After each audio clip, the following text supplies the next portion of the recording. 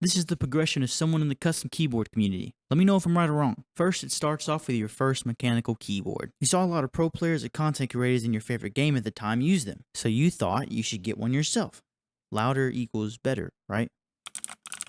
Now it's been some months, maybe a year. You've done a couple mods here and there, and you've grown past the cheap feeling of stock mechanical keyboards. You've fallen deep into the rabbit hole of the YouTube community where nothing is ever good enough, or in the Reddit threads. And you finally found a budget you can work with to build you a custom keyboard. And you began your mission to chase the Thok.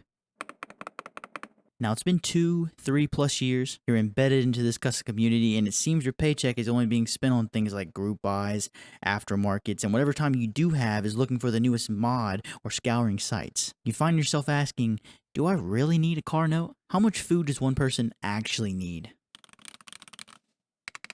Now that last one was a little troll, but you get what I'm saying.